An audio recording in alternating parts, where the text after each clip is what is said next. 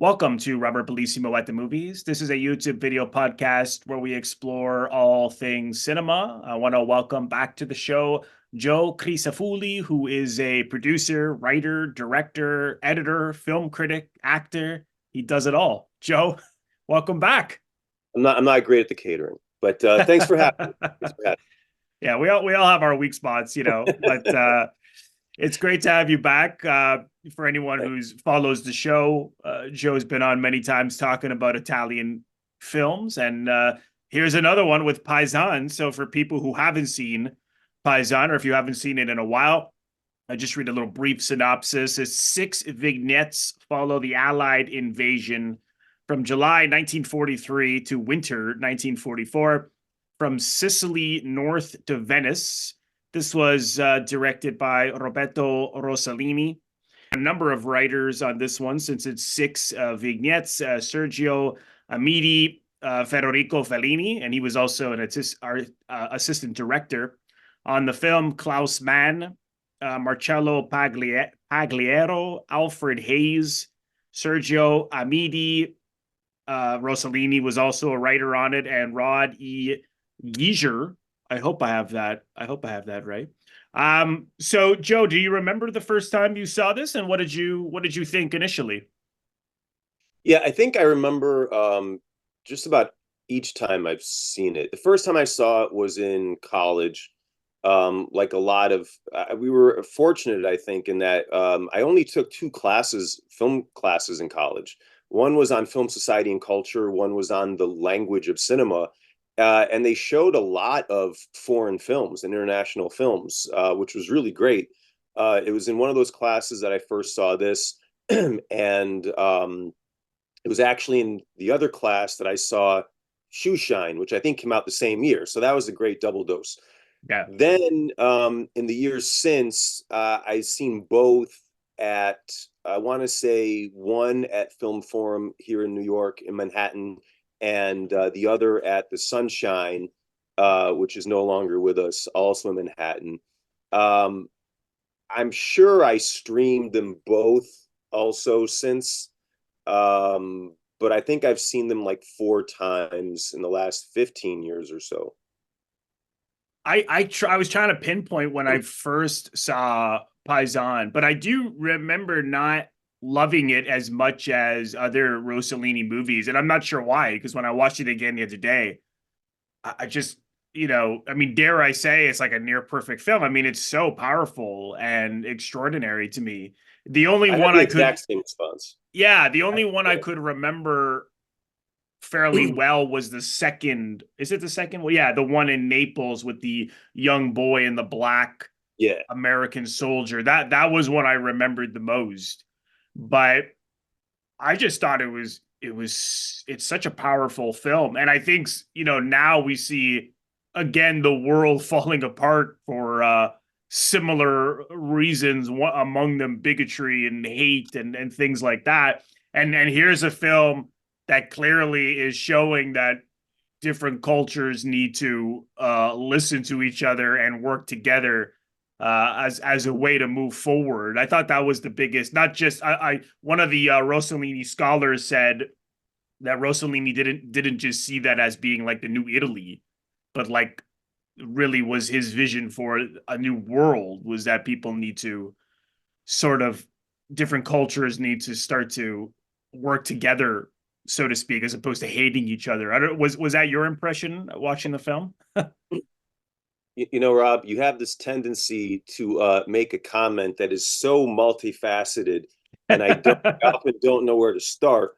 First of all, let me tell you, the first time I saw it, I think the same way. I was a little underwhelmed, and I think maybe that had to do with the fact that where I was in my life. I think when you're maybe a young filmmaker or wannabe filmmaker, you're thinking about all this self-expression and you're thinking more about Godard. And it was the time that Tarantino came out where he's making commentaries on other people's films.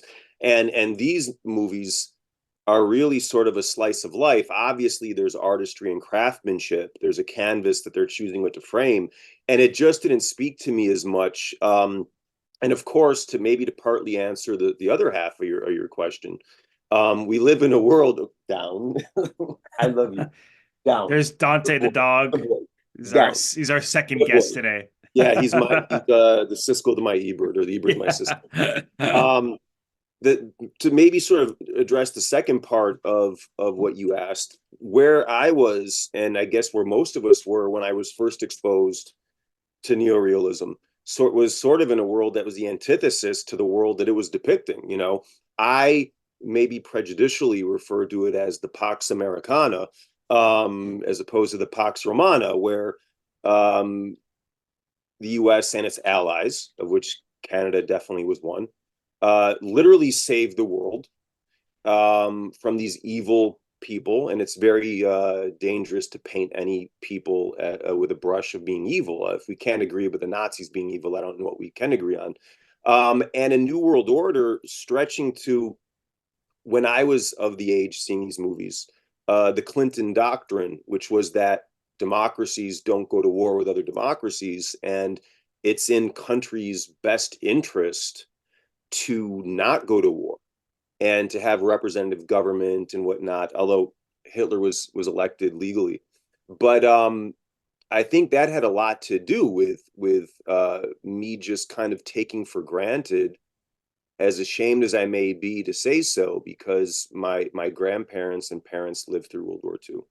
But yeah, I think it's funny in terms of Rossellini's psychology. It's interesting because this was named by Italy as one of like the 100 most important films addressing, I forget the terminology, addressing a new Italy or something from 1942 to 1978 or something like that.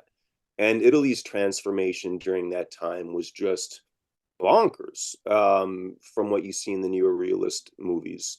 So I really wish we could ask Rossellini, but I have a feeling, since it was also sort of a response to what fascism was like, that maybe it really is an effort. You think of the chaplains in one of the later sequences. It really, his speech during the dinner, I think it really doesn't address the prejudice of the monks that, oh my God, we have a Jew and a Protestant Oh here. yeah.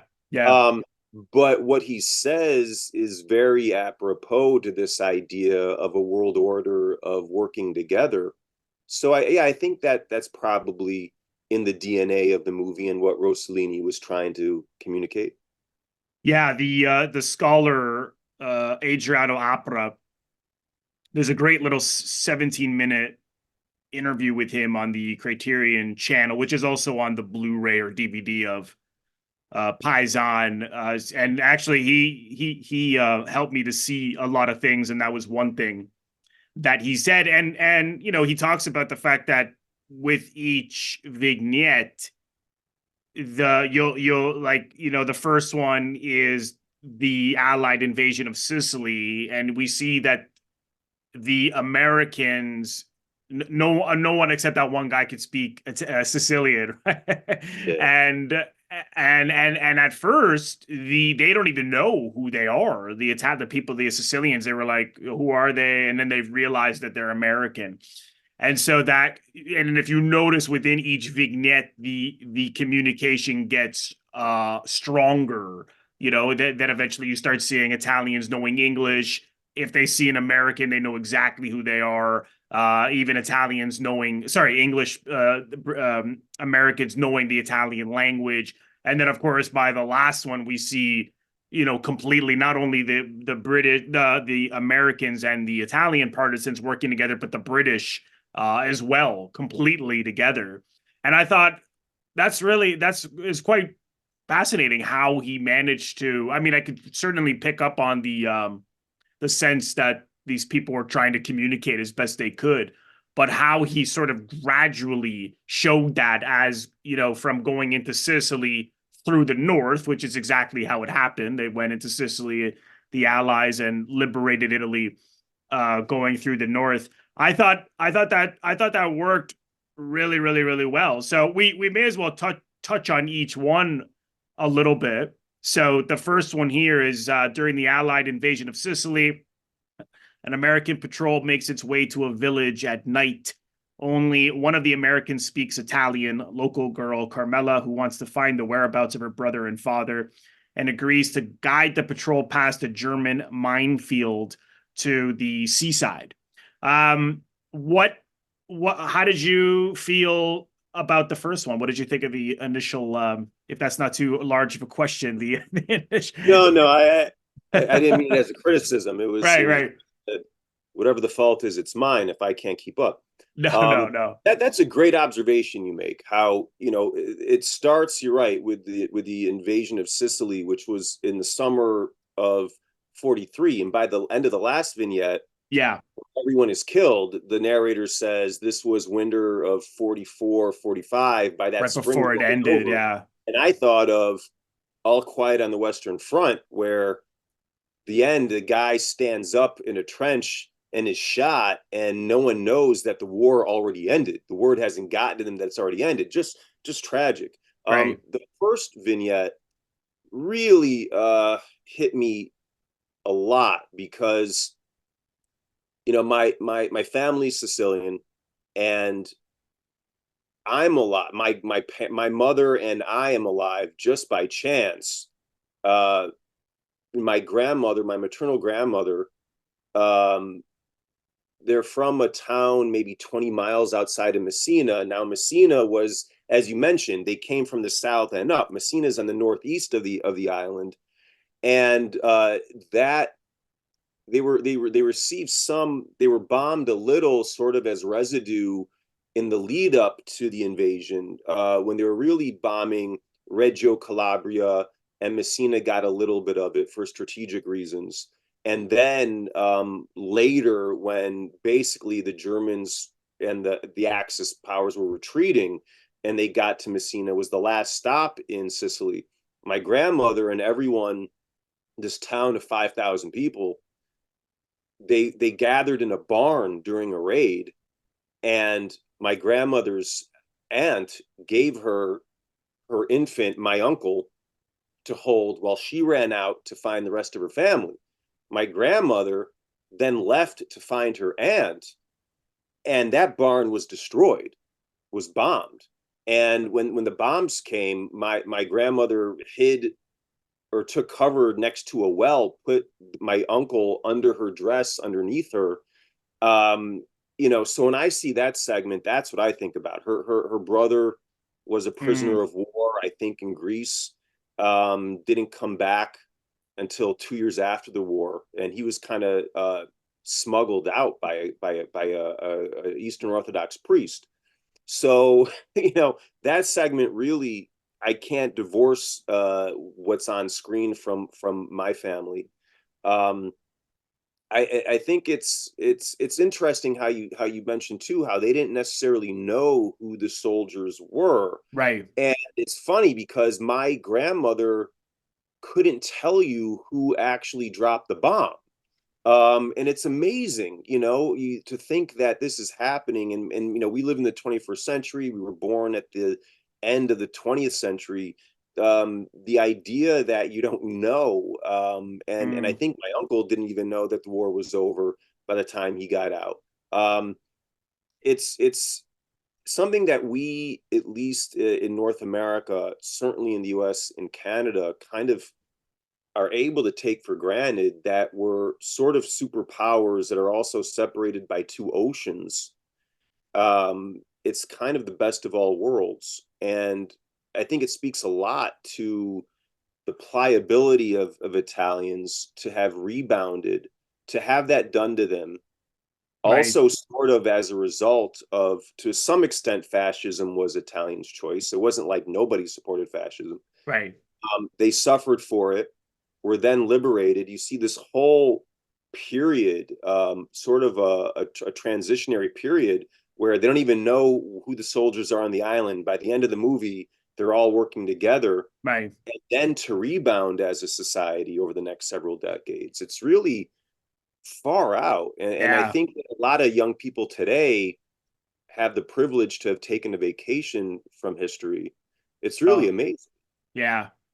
No, I completely agree. And I was one of the things you see in a number of the episodes is this.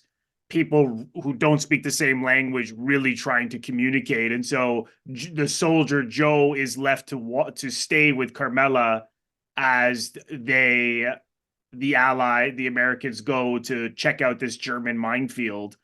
And he really tries to communicate with her, and his innocence really comes through as well. I mean, here we look at initially he's like this American soldier, and perhaps that can come across as scary to these Sicilians who don't, even know who they are at first, these guys with guns. And then he's talking about his life. He's his truck driver in New Jersey, showing him his pictures of his family. And he's really trying to communicate with her. And then as he just like anything else in war, you can die at any minute. And we see that throughout. You can step on the pavement and just get shot. It happens, boom, like that. There's no suspense where the audience knows more than the characters, and so we see it coming. I love that he did that. It's just boom, the guy's shot, and he's gone. And you see that Carmela is clearly so devastated by this to the point where she picks up a gun and goes and shoots at the Germans, which is such a suicide mission. I don't think any thought came into that. It was such a visceral response, which makes me wonder, why did she choose to do that and not just hide? And not only that, she did that. I think her brothers and father are missing too. Yeah, she's looking for them. So like Yeah.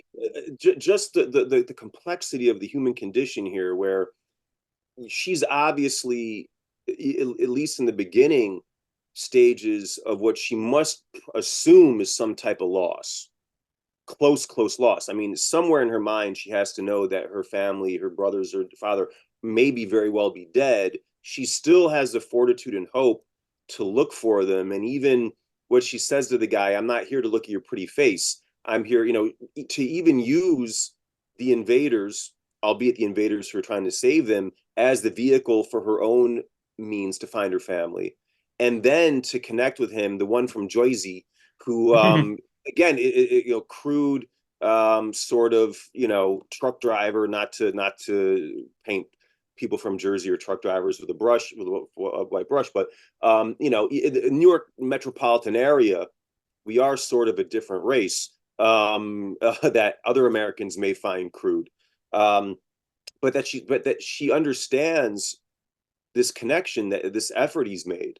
And Northern Italians will definitely find a lot of Sicilian culture crude. The opera Cavalleria Rusticana, basically crude, rough, rustic chivalry is all about Sicily. But to find that bridge of empathy and humanity, and it's amazing that you could say, like you pointed out, the suicide mission to attack the Germans with the gun. I would think that if it wasn't an Italian who was living through this, who made the movie, you would think, oh, that's just some blind, I don't know, heroic rendition of the circumstance. But for an Italian to be saying it, it shows, I think, an incredible will of empathy and humanity that he's portraying this. And I don't know, maybe Rossellini would say, yeah, that would never happen, but it was important to me to portray the will of these people and the humanity. That'd be something fascinating to ask him.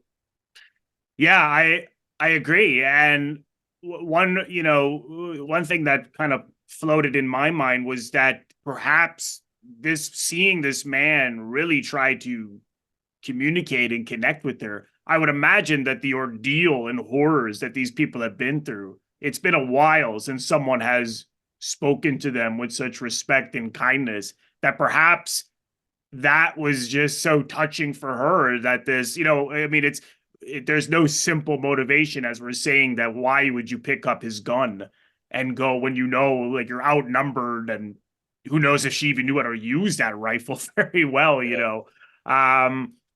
It's fascinating to me. And then, we see, and then as the Americans come back, they see Joe is dead and they assume she did it. And they make this kind of derogatory term, like, that silly eye tie, stupid eye tie, or something along those lines. And then they see her dead on the rocks.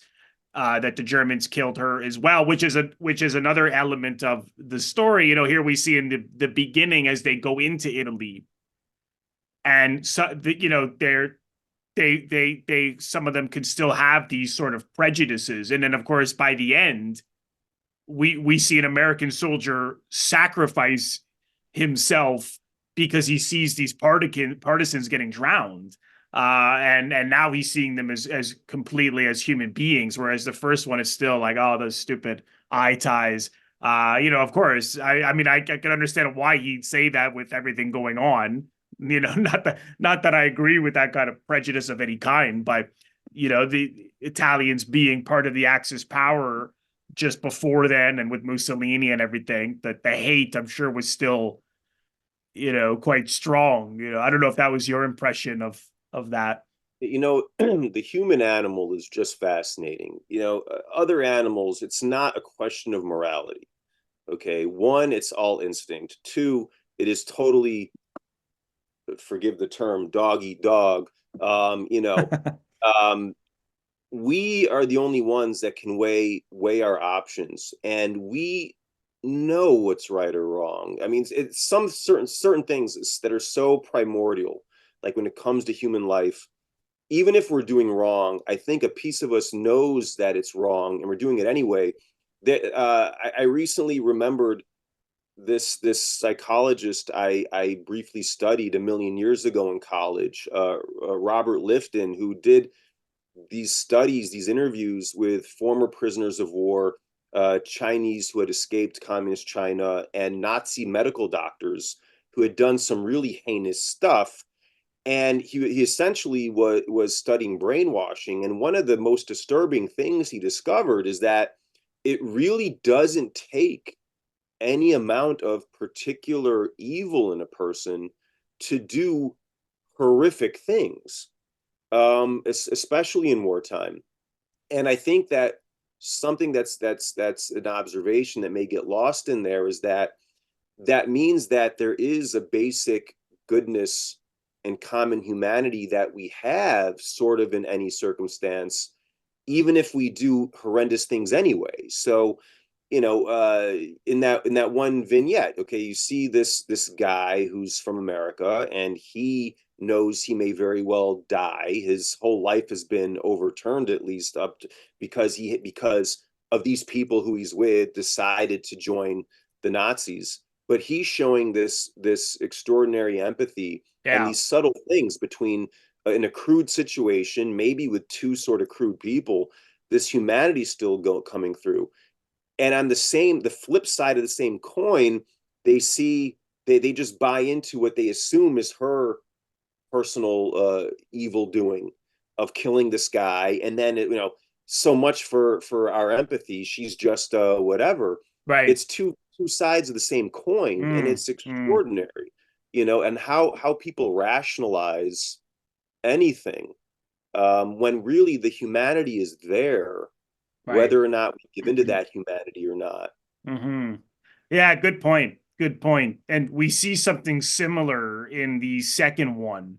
The second episode. So now the first one is like like we said, Sicily. The second one is in Naples. So the Allies invade mainland Italy and capture the port of Naples. An orphan street urchin named Pasquale happens upon Joe, a drunk African American soldier who is about to become the victim of a robbery. Um, I He this does tell again. him, "I'm going to rob you." He does give him a warning, "I'm going to rob Yeah, you." yeah. If you fall asleep, Joe, these shoes are gonna Yeah, are gonna be yeah. gone. So, like I said, this was the one I remembered the most from seeing it before. What? How do you feel about the second episode here? Again, Rossellini and whoever wrote this with him, and the terrific performance by that actor, both the child and the Yeah, grown, and all of it just shows the tetrahedron that humanity is. He is a hero, as he says. He helped save the world, and of course that's sort of a double meaning, because in his home country he's not a hero, he's a right, second right. class citizen. And again, wonderful for that not to be lost on the filmmakers. And also, so far we're as high as Naples, which is still the South, Yeah. where there's much of a mentality in the North of being second class humans, if not second class citizens. And it's extraordinary, even how recently that mentality is still prevalent in the North, in the 21st century. Right. So yeah, it's amazing. Like Lars von Trier will make a comment on America, a place he's never been. He refuses to fly even. Like with I forget his movie with Nicole Kidman, Dogville, Oh, Dogville. Yeah. where I saw it and I didn't really care for it, whatever. And then I found out it's his commentary and criticism of America, which, the human condition, fine. I don't see anything that's particular about it in America, and he's never been here. What an opposite movie, or Mm. segment at least, and movie that Paisan is, where he's making commentary on these people who, I don't think it's hero worship that he sees the Americans as our saviors, but he's able to acknowledge all these different multifaceted aspects Yeah. of both our conditions. This guy is a hero, Right. but a second class citizen in his own country, and he himself, with that experience that he carries with him, Right. also has a turn of character where he's understandably upset that this kid robbed him, and he sees the squalor. He says before he passes out, "Oh, like I live in I forget what he says, like a hut with tin doors or something like that." And Right. then he sees these people living even worse. Mm. Mm. And to add, these are white Europeans who he acknowledges are living worse. And that's an element of multifaceted humanity that we Yeah. absolutely lack today, where everything is Yeah. categorized in a binary worldview of oppressors and Yeah. and whatnot. Yeah, yeah, no, well said. I was a little confused at first because the kid, I mean, maybe I should laugh. The kid seems to think that he can buy him. I don't know what he's. Yeah, that I didn't know what the hell that meant. Yeah, I that don't was know either. I don't. I was like, strange. is it because he's perhaps never seen a black person? I don't know. I remember I interviewed my uncle, some of my uncles a few years ago, and because my family's from Calabria in the south, and I think he said when they went to Rome for the first time or something, because they had to go there to get to Canada. And he said it was the first time he ever saw anyone black. So I don't know if that had anything to do with it. Cause you see these kids and they're totally broke. They don't have shoes. They're starving and they're trying to find ways to make money. And they see this drunk soldier. And at first he's, oh yeah, everyone's buying, they're going to buy this black person. I thought, what? It's like, what does he think this is? Yeah, The slavery, the 1716? I was like, yeah, I know. I I don't mean, know what that that wouldn't was even. about. Yeah, I mean, it doesn't even fly in the US and North America where there was the African slave Yeah. trade. So that's really, yeah, I forgot about that. I don't know if maybe, and I'm reaching here, maybe there people do say to buy someone in terms of corrupting somebody. Um maybe It that's could be, something like maybe it's that just where the translations sometimes don't yeah, exactly match. yeah, I mean, I Uh, think of the black yeah. market or whatever, and I don't know, but Mm, that's very weird, yeah. especially when you consider that. I mean, look, slavery was much more of a global phenomenon. We tend to think, I don't know how it is in Canada, but we tend to think in the States that whatever the situation is here, historically or whatever, that's the way it is everywhere, Right. or that we're the, and it also our ego. It's like if we did something here, then we're definitely the tops in the world. We're the world champions in baseball when there's only one other team from one other country in Major League Baseball. And I Right. think it's also the other way, where if we do something wrong, we tend to have the idea that we are the only people who did this thing wrong, when slavery was much more of a normative thing, and it was even more prevalent in the Ottoman Empire, which is Muslim and people who are not considered white, than it was here. And Mm, who were slaves? They were white people. right. Right. So yeah, it's really weird for an Italian kid in Yeah. 1946 to Yeah. say that. Yeah.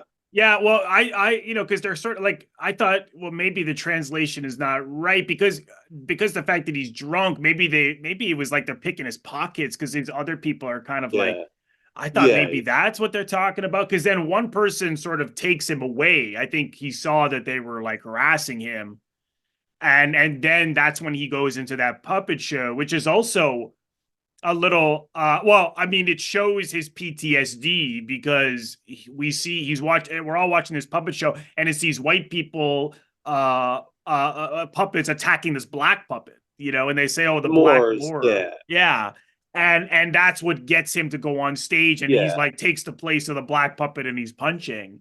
And yeah, at first I thought, is this like a puppet show where they're like, you know, is sort of like showing black people as bad or like, oh, let's get rid of the black Moor. And I thought, I don't think so. I think it was just to show that this sort of what they wouldn't call PTSD then, but now, because you see the way he reacts when he takes the place of the black puppet and starts punching the other puppets. I don't, was yeah. that your I'm, impression of that? I'm glad you brought that up because Yeah. this is an example of something that I think today would be entirely reinterpreted in a wrong way based on That's our what, yeah. prejudices. Yeah.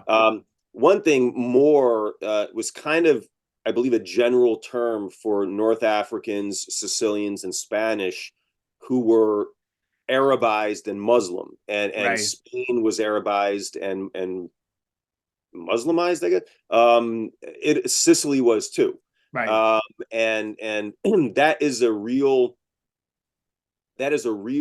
issue in history, a real happening. I mean, Rome, even before then, in the 800s, I think, was sacked by North African Muslims. Yes. So, and again, we have this idea, and I don't mean to pick a fight or have a chip, but we have this idea. We say these, people that were human beings.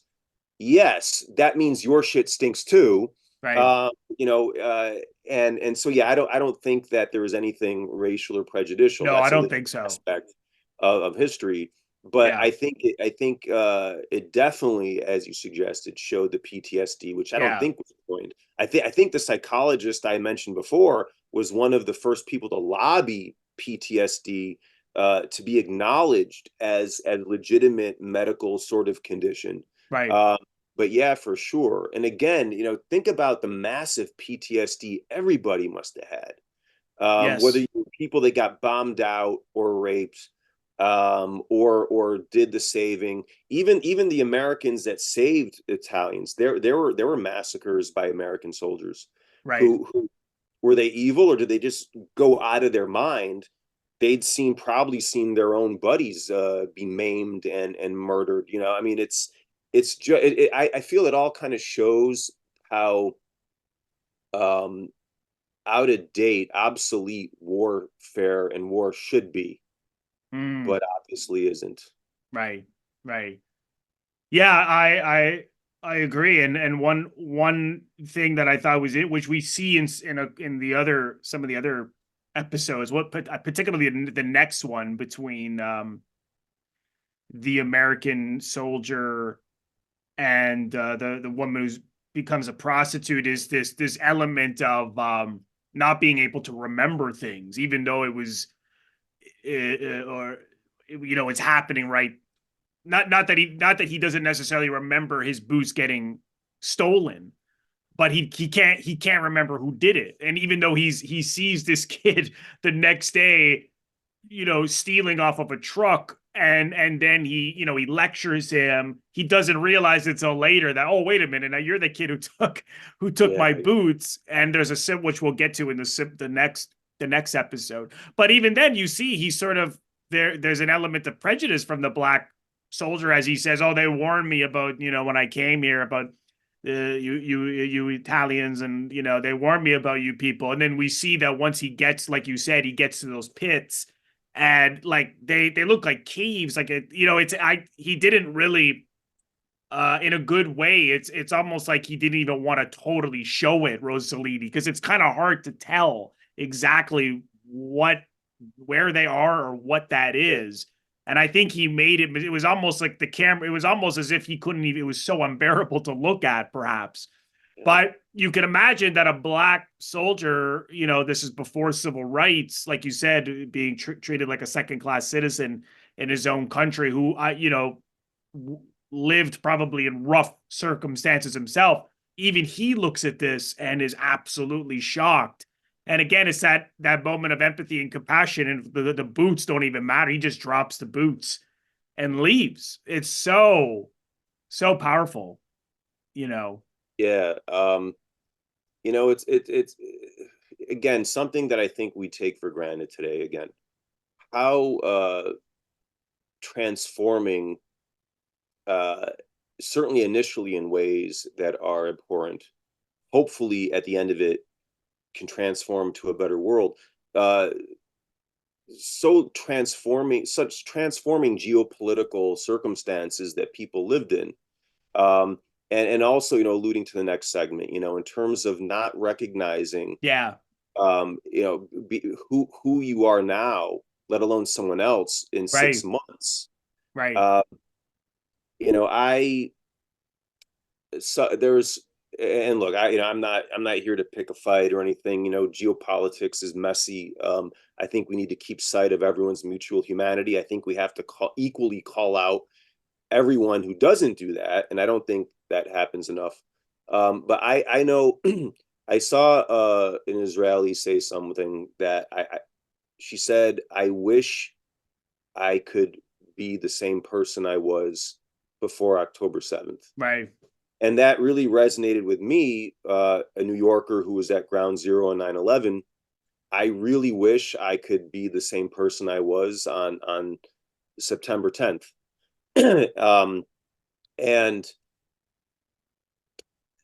imagine imagine this guy, the multitudes that this African American soldier, does he want to be the person that he was before the war started? Has this opened his eyes? Does it make him more of a soldier for truth? Malcolm X's whole career saw white people as evil. Then he takes his necessary pilgrimage to Mecca as a Muslim, and he totally transforms. He's like, what was I talking about? First of all, there are plenty of white Muslims. I'm praying next to white people. And I've been living in a fog, even Right. though it didn't alter his religious beliefs, and it doesn't have to alter his religious beliefs. Is that the type of transformative thing that a soldier in that position may go through? And I feel like Italy kind of went through that transformation as a people after World War II. Self-reflection that we partially chose this. Mm. We experienced horrific elements. We do have kind of a begrudging hero worship towards the US. But you know what? We're going to transform into a rich, powerful country that can choose its own destiny. And I think that a Yeah. lot of Italian society changed in the 70s and 80s when it didn't really like what it saw anymore.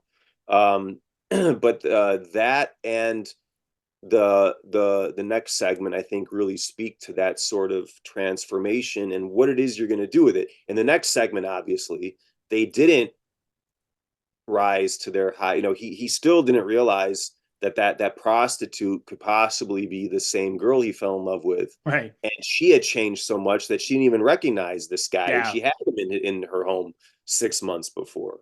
Right. Yeah. What when I was watching it and they go to the flashback, at first I thought, wait, I was sort of like, Yeah, am I he's talking. missing something? Yeah, I was like, wait, he's talking about the same woman, and then I thought, oh, maybe they just cast someone who looks just like that other woman, and then I was Yeah. like, oh, wait a minute, no, he literally doesn't recognize her, and as you said, in turn, she doesn't recognize him, and as we see, like I was saying, in terms of the language barrier, she speaks English and he speaks a little bit of Italian, but as he says, he learned Italian just to find her. And they had this connection, and that he said he was going to go back to visit her, and he could never find her, and then she fell into prostitution. And yeah, like you said, it's fascinating that in those few months, that transformation, that they're totally different based on these experiences, that that those few months probably felt like decades to them. And the fact that she, you know, doesn't tell him who it is, I would imagine that's fairly obvious, is because, well, I don't want to tell him that I'm now a prostitute, because he's not gonna be interested in me anymore, or he won't look at me the same way. I would imagine that's what she was feeling. Perhaps there's any kind of shame from her own point of view, but I thought, yeah, what she does makes sense. Put her address in his pocket, tell the woman who runs the brothel to go to the address, and then what does he do the next day? He's like, he Yeah. barely remembers it because he was drunk, right? Some prostitute gave me some address. Wow, another that's a common element with a lot of these vignettes, is these tragedies, that happen. Was that your impression about what Um, about her choices there? I would imagine that's fairly obvious why she did that. if you for me, it wasn't as obvious, except for the fact, yeah, I guess, yeah, she understandably would be worried about Right. uh, immediate, his immediate refusal of her finding out that she's a prostitute, and maybe a distance of a day, or at least him being sober, or coming to her home, which is probably still a respectable home as opposed to a brothel. Right. I just think that, and maybe I'm reading into things, again, 9/11 happened to a specific city, a specific part of the city. Now, mind you, that neighborhood is bigger than a lot of cities. Um, and what I can tell you is, for I don't know how long, certainly the rest of that year, probably the next 5 years, certainly for me and a lot of New Yorkers, I don't know if walking on quicksand is a right metaphor, but shifting earth, you're kind of walking through a fog of everything kind of changing at a molecular level, in your brain, outside, everything. um and I can tell you, it took me years to move on from that. And really, I don't think the world has ever been the same. I always see things as pre 9/11 and post 9/11. Hmm. These two characters are in the midst of that shifting ground, Right. and they're figuring, not only do you have to sort of with a machete hack away at the rainforest in front of you, you're dealing with shifting sands and shifting earth within yourself. And so I think that both of them, they're not even out of that, and obviously she's moved on, so to speak, or fallen into doing what she's got to do, Right. which is To get by. prostitution. and Right. and I think it's obvious, his working through what's going on, where he mentions this girl, uh moves her, and kind of maybe puts her back into some type of focus, like, wow, this is who I was, this is who we were, and therefore hope, that through all this tsunami of shit, we can find whatever that was again. I think that's extraordinarily powerful. But of course, there's often, usually, maybe no way of going back. When certain horses are out of the barn, you're not going to get them back in, hopefully. And I think maybe it's amazing, because Rossellini, when he made this, he wasn't yet in the future in which Italy had been Right. transformed. Right. But I think the country would go on to show hopeful how hope can be a reality, that you Hmm. can get out of that. Right. Like maybe Japan also, Yeah. Yeah. I completely agree. I mean, even Rome Open City, that being done right at the end of the war, if not during the war, yeah. still, because was that 44 or 45, I think, or I the first. forget which one, either or, but yeah, the Yeah. war is So still going on. I mean, maybe yeah. not entirely in Italy, but Right. still, the idea that you're going out to make a narrative feature, and it's Right. neorealism, but it's a narrative feature, like, Right. the war is still going on. I mean, that's a Yes. soldier of cinema, you know. Absolutely. And even that ends with on a Yeah, hopeful note, amongst tragedy at the yeah. same time. And we'll get into, there's a similar feeling in this one. So which brings us to fourth episode. I like this one, but if I had to pick a least favorite, I would say it would be the fourth one. What I did find though was that, the challenge, I would imagine anyways, or at least as an audience member, was getting so emotionally invested in all these short films that the transition to the next one almost feels like I never wanted the other ones to end, Yeah. because they're short. But then as soon as they get going, I find myself very quickly emotionally invested. So this one is so now they're in Florence. So the southern half of Florence is freed, but fierce fighting continues in the other half across the Arno River between Italian partisans and the Germans and their fascist allies. All the bridges except the Ponte Vecchio have been blown up, stalling the Allied invasion. Nurse Harriet learns that the leader of the partisans, Lupo, is an artist whom she knew in Florence before the World War. She teams up with partisan Massimo, a man desperate for news of his family, and enters the embattled city through the Vasari corridor. Um, what did you think of this one? I also thought it was the less Yeah. impactful one. I think it's, I mean, if I may be so presumptuous to offer criticism to someone like Rossellini, I That's what we're think here for, the weak element is that you're supposed to be invested in a character that you never see. Lupo, yeah. Yeah, and because of the brevity, sort of, it's not, you don't even really know the nurse.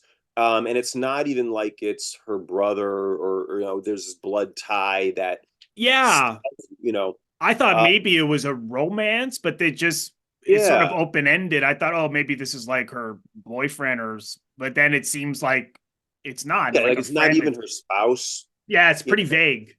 But I thought still, I mean, again, maybe we're splitting hairs in terms of criticism. But I thought it was fascinating in another aspect to see um, citizen involvement, even the old man on the roof, who, it's like, like I have a buddy who's an amateur radio broadcaster. Okay, he has his radio, and this guy's an amateur war strategist. Yeah, that was interesting. Yeah. I mean, he fought in World War I, but Yes, got yes. his map out. Like, we're all armchair He's so quarterbacks, maybe into it for too. hockey. I mean, yeah, but I found that fascinating, and again, something that certainly Americans would know nothing about, and how everyone is strategic. And when you think about resistance, man, it's like, this is real. Like, we live in an age where people really feel morally superior because they're armchair activists. That making a sign, or typing something on your phone while you're taking a shit, shows how great a person you are. These are people who you may not be coming back. Right. uh your loved one may not be coming back, and this is real. And to see, even in a city itself, and mind you, the partisans are fighting other Italians who are with the Nazis, part of the Axis powers. That I thought was fascinating. Yeah. And Yeah. really cool. The Vasari corridor goes over the Ponte Vecchio. I thought that was really cool. um I think even if it's not accurate, I would have probably shown it still filled with all its artworks, because I thought that would have been fascinating. But for those reasons, I thought it was a fascinating segment, but it just wasn't as emotively resonant for Yeah. me for those reasons. Yeah, I agree. And it also had that element which really came through, was any step they take, they can be shot. Like you see, they have to duck underneath walls or bridges, and those other soldiers are like duck down. But you could understand that this man would be so desperate that he needs to get to his family and risks his life to do it. And the on the what's his name again? Adriano Apra, on the feature I watched, he said that, I don't know if he meant it as a criticism of the characters, but he said, well, the man's acting in a selfish way, because the fact that he runs, through, is what starts the gunplay. I don't know if that necessarily is the case. It seems as if that was going to happen anyways.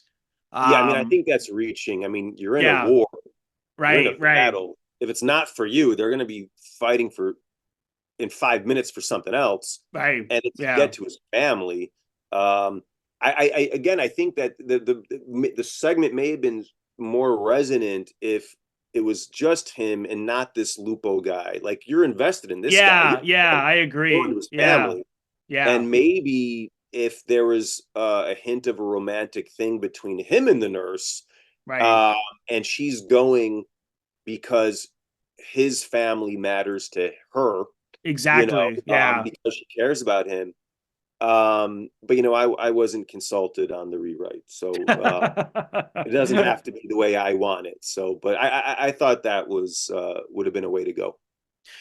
Yeah, I think so. And again, just in terms of language, like, now we see a British character for the first time, British nurse. Yeah, yeah. She speaks Italian. She's able to talk Italian to the man looking for his family. So again, we're seeing the strengthening with each vignette of people being able to literally talk to one another and not mime like in the first one. I thought it was funny when he's trying to talk about milking cows and he's going to do it, Yeah, yeah, yeah. and he's I trying. always find that fascinating. Yeah. You know, I remember I was a teenager in Rome on this occasion with my grandmother, and I was leaning against a building eating an apple or a peach or something, and this swarm of American tourists came by, and one girl who was my age, she walks right up to me, not looking at me, points at me while facing the rest of her crew, and she says, "Look at this guy. I really like his shirt." Now, and then walked off. Now she was assuming that I'm not American, and that, but to so now mind you, I'm not. It's not the worst thing in the world, but to so dehumanize someone, even in that innocuous sense, that you're going to walk up to them, point to their face, speak a language you think they don't understand. And I've had that situation also in Italy with Italians who are being assholes and don't realize that I'm fluent in Italian.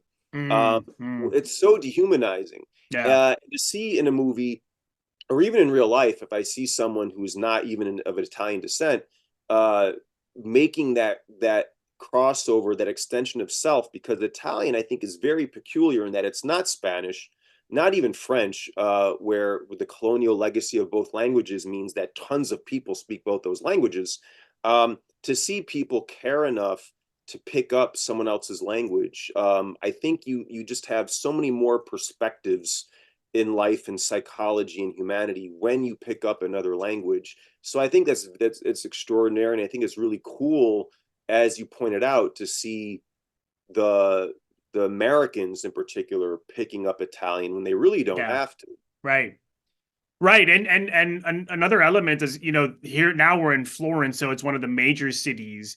And there's another special feature on the Blu-ray, which is also on the Criterion channel, where this man who wrote a book on neorealism, he talks about, you look at, here they are in Florence, Rome, and now to this day, millions of people, tourists flock to these places, the Right. ancient architecture. And in the film, these are battlegrounds. Here Yeah. they are surrounded by um beautiful architecture, but it's a battleground. Then again, Rossellini, he really does not shoot anything to look glamorous. I mean, obviously those are real architectures that were bombed, but not everything in Rome was bombed. And it's amazing how he avoided to not show any kind of beautiful landscapes in Florence as I, well. like like in the Third Man, which I think was the next year, in Vienna, part of the rubble is part of it, and it's Yeah. odd. I think now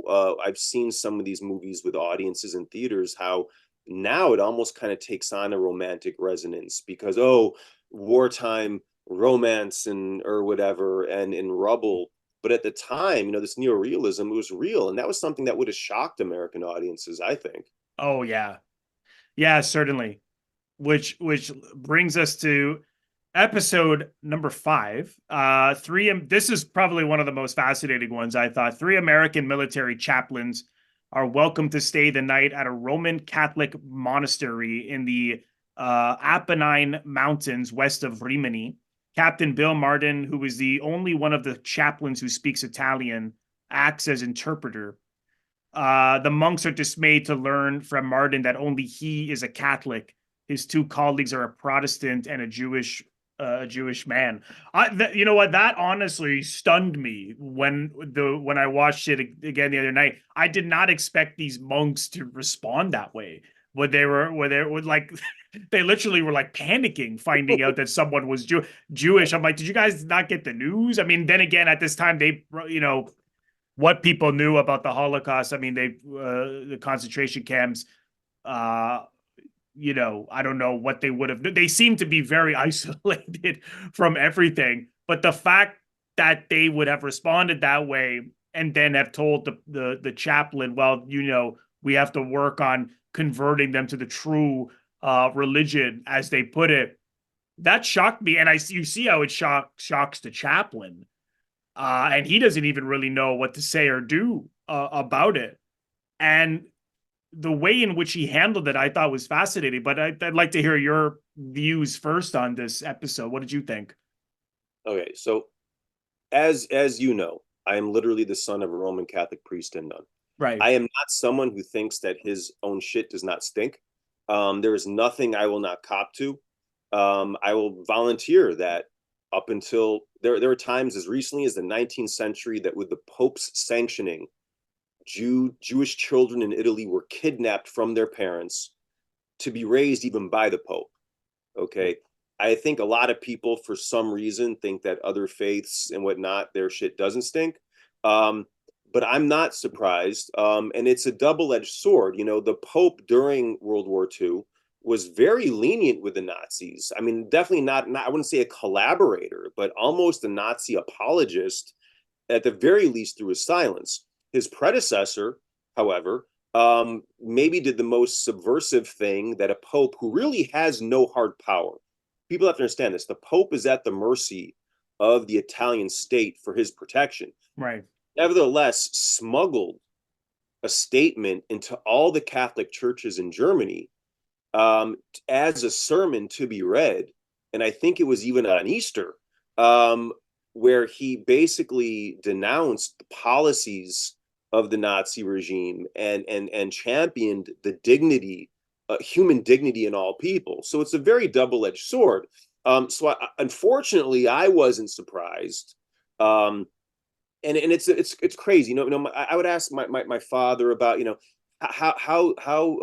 how did canon come about? What becomes the canon of the Bible, which was a progression through the ages of church councils spanning all the Christian world, from England to Syria to the land of Israel and Palestine. These were things that the church councils decided this will be canon, this isn't.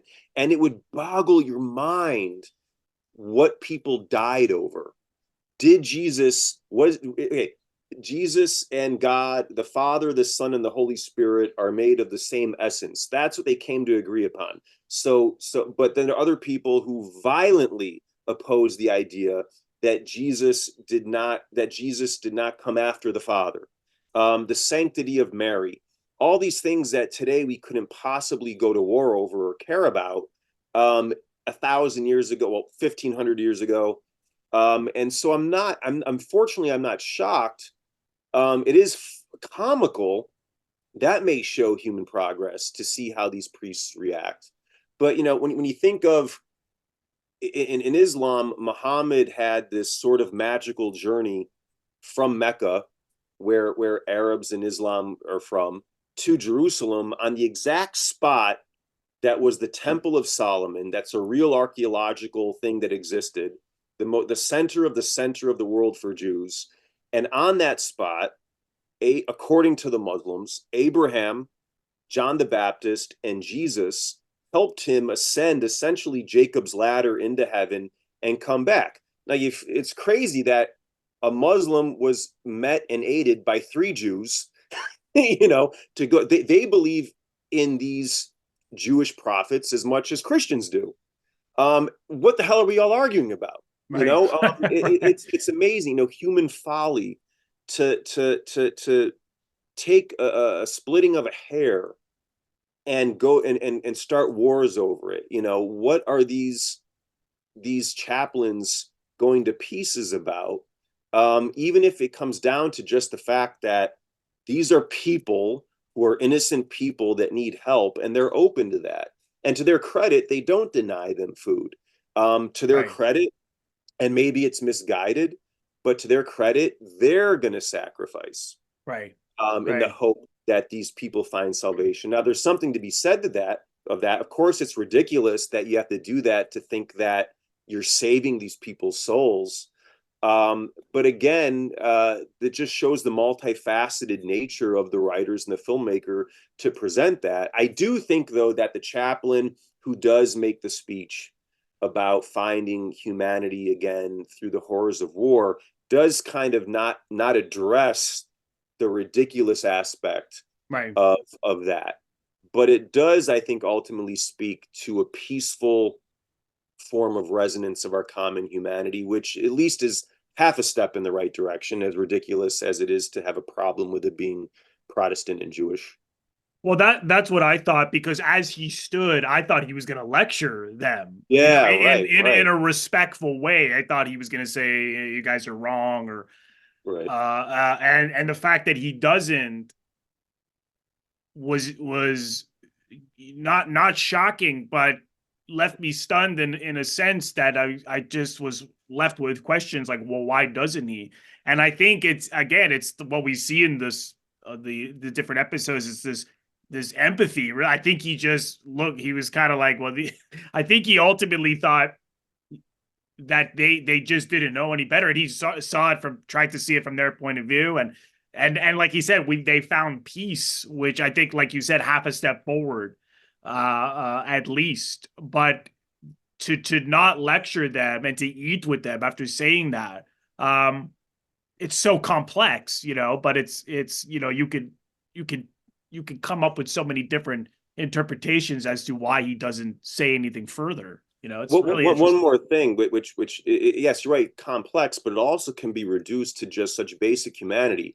The Jew and the Protestant also, they're not lecturing, and whether it's they who are sort of being wronged in the sense that they think that the Catholics think that they're wrong, and the Catholic monks who are doing the wronging in that sense, in terms of frame of mind, both sides, and we could use more of this, both sides still reduced it to the basic humanity where these people need shelter, they need food. Yeah, yeah, Whether you're the Protestant and the Jew who at least can just accept that, right. this humanity, and the others who can at least accept that, even though they're pointing the finger, that's something I think we could learn today a Yes, little. yes.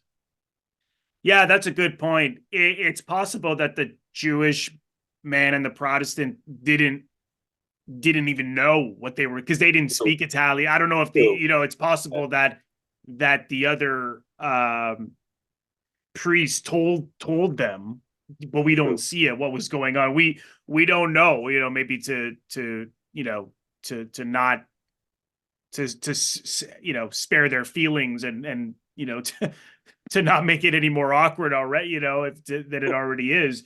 True. But you're right. I mean, it's that great. It's a long shot where they're all in the frame at the end, right, as he speaks, and as you said, it's there's these disagreements, but they still took them in. They still gave them shelter. They still fed them.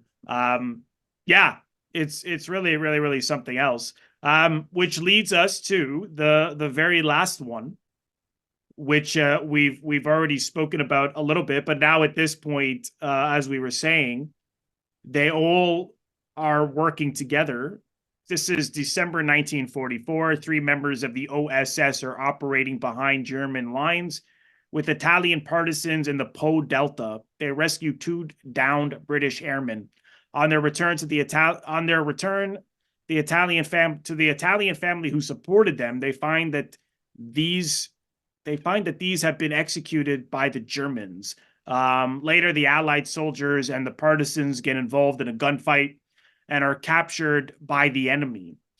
So this is another note on the film, is that they all begin with this real documentary newsreel footage.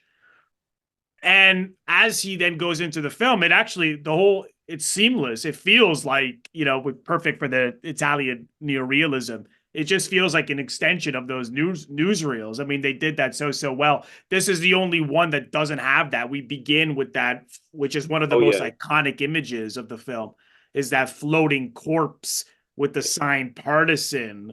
And yes. then we go into the story. What are your thoughts and feelings on the last one? The last one, I mean, it also kind of wasn't as resonant to me until the point you pointed out that yes, there's almost been emerging now where these were the Axis powers, part of the Axis powers. By now, Italy, there's been the armistice, at least with Italy, to go to the Allied side. I think by then, yeah, 44, I think, and that in a matter of a few months, all this is nonsense and worthless. Yeah, That was the most resonant thing for me, although um, it's interesting on the Po River right there. But I think between the region of Veneto and Emilia Romagna, it kind of reminded me on how Venice came to be, where Italians were fleeing the Lombard invasions, who were essentially to the Italians barbarians, and they fled to, I don't know, like marshes and swamplands where they weren't going to be infiltrated, and built civil, as Italians always do, a freaking gorgeous piece of work. And to find that sort of refuge there as well during this catastrophic times, I just as kind of historian in me found that fascinating. But the fact that now it's almost seamless, I like you pointed out, the language between the two. It's now this Italian home that's kind of, I don't know, maybe safe house is an overstatement, with the Americans. And then the German who says that, we're never going to lose or whatever, because um, for me it just, you're at a point now where it's not the loss of family. One of the main characters hasn't lost their brother. It really just comes down to the absurdity of the situation, where everyone now is just, the war's over, they just don't know it yet, really. right. And we're just chess pieces on a board. Um, Kind of like if you've seen, movies where that depict Hitler at the end in his bunker, and it's just chess pieces on the board and it's not adding up, but we're going to go through this anyway. And, over my dead body, are we going to stop? It just shows the ridiculousness. It starts with that image of the guy, just the total indignity of humanity, have him floating down with the word Hmm. partisan. Yeah, You're going to lose. You people are going right, to lose, and you're going to lose. This was totally unnecessary. right. Whether it's the Holocaust, or whether it's any of the political machinations that resulted in people in Germany and Italy dying, or having their rights oppressed. It just and it's crazy how in that circumstance you see people working together in different cultures. In Yeah. that circumstance of hell, you had these people speaking each other's language in each other's homes, um, when we could have done that from the start and be pumped about the Good world we point. live in. Yeah. That was the resonance for that part with me. What like I touched on this earlier, but one of the strongest things about it is as they're captured, the one American soldier, he is so concerned about what they're going to do to these partisans. You see that one of them is already hung, Yeah. and the other ones are talking about, oh, they're gonna kill us. He talks about one of them taking a piss on him.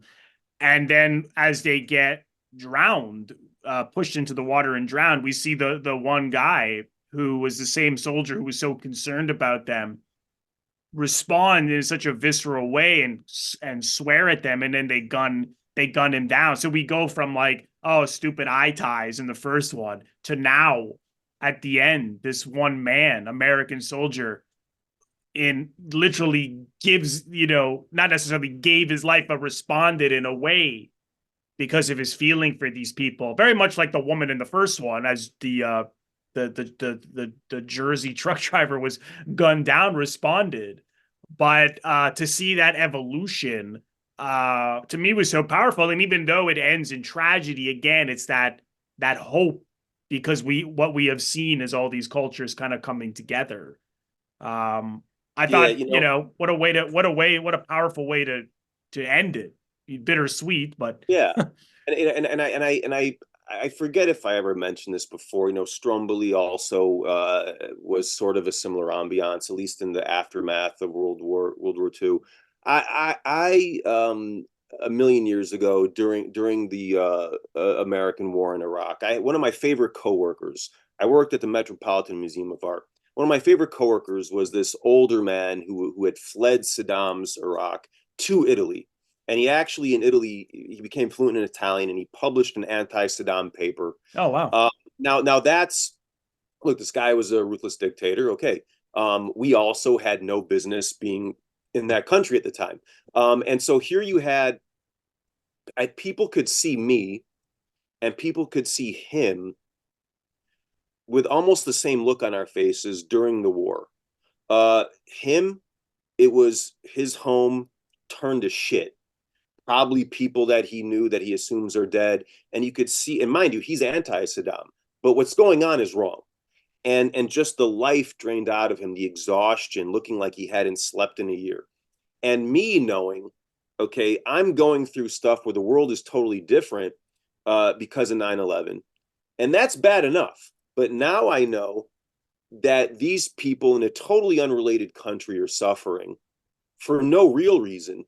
But what I and my fellow citizens in New York went through, they're going through it as the excuse for that.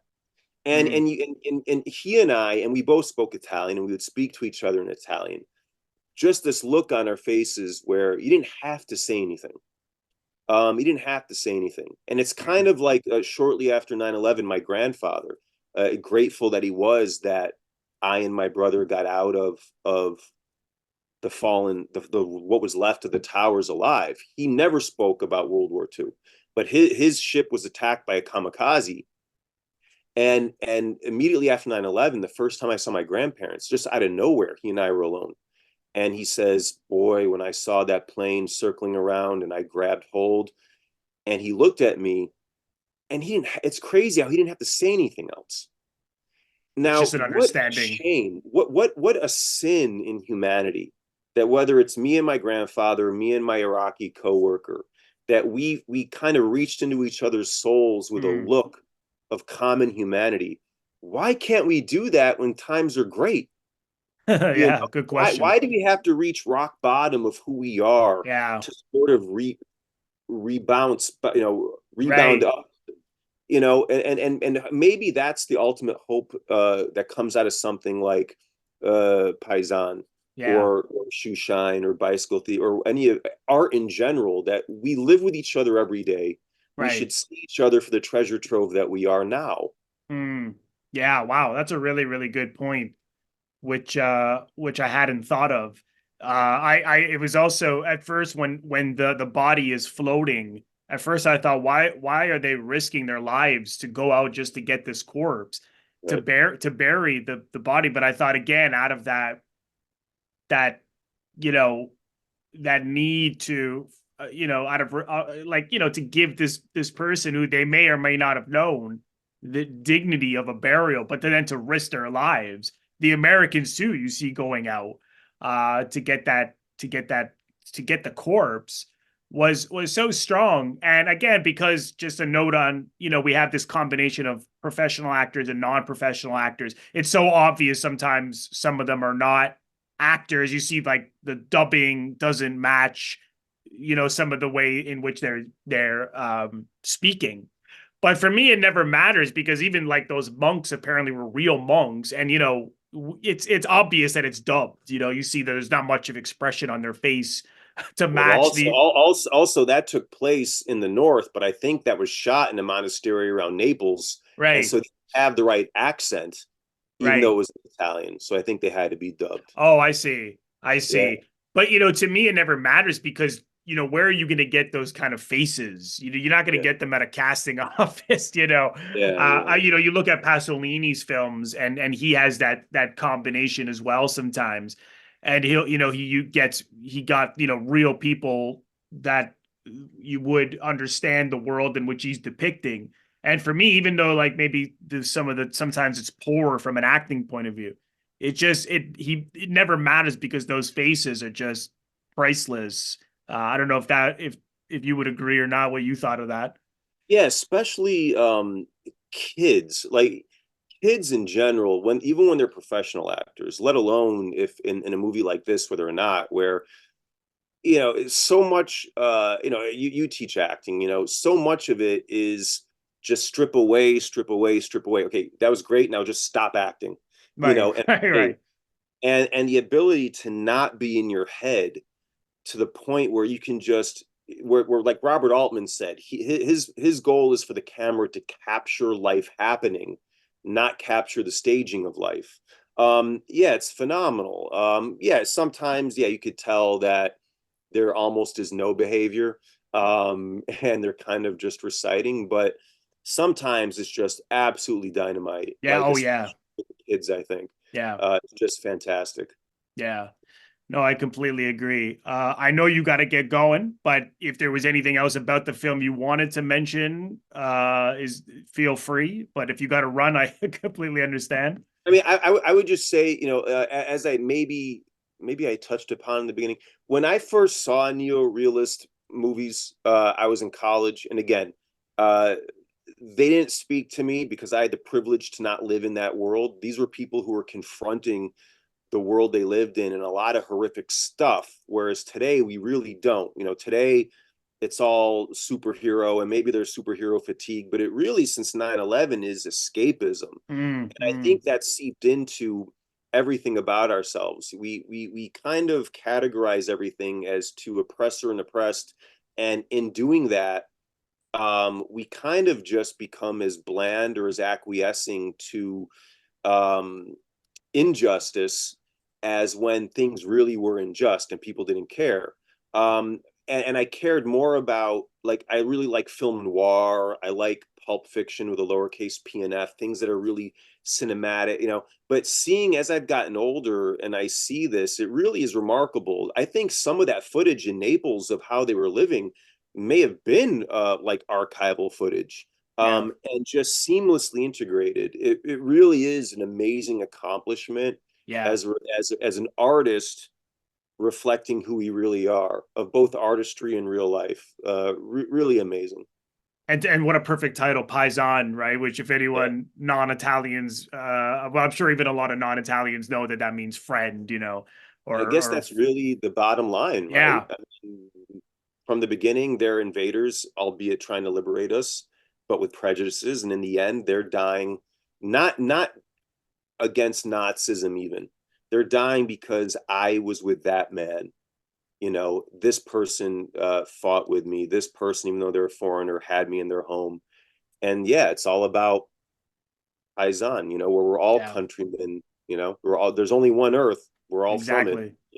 Yeah, exactly. If people want to follow what you're working on, I know you're working on a feature film now. If people want to follow what you're up to, where's the best place for them to go on social media or online? The best place would be either Instagram or YouTube at Zio Chicho. Zio Chicho Cinema actually is the handle for both.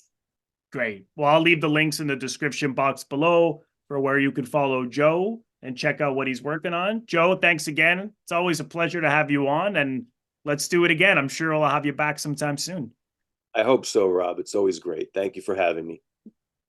Thank you so much, everyone, for watching. I want to thank all of my members on Patreon. If you're interested in becoming a member of my Patreon, head over to the link patreon.com/Robert Bellissimo at the movies for full details. Patreon is exclusive content that I create month in and month out. And as a subscriber, you are able to vote on polls and contribute to what I do on Patreon month in and month out. So head over to the link for full details. You can also leave a donation directly to my YouTube channel by pressing the thanks link, which you will find directly below the video frame. Just click on the thanks link and you can leave a donation there if you choose to. And lastly, if this is your first time here, please consider subscribing. It is absolutely free to do so. By pressing the Robert Bellissimo at the Movies logo, you will see it floating above my head in the top left corner. To your top left in just a second, just click on that and then click the bell in order to get a notification every time I release one of my new episodes. Also click the like button and leave a comment below. Let me know what you think of this episode.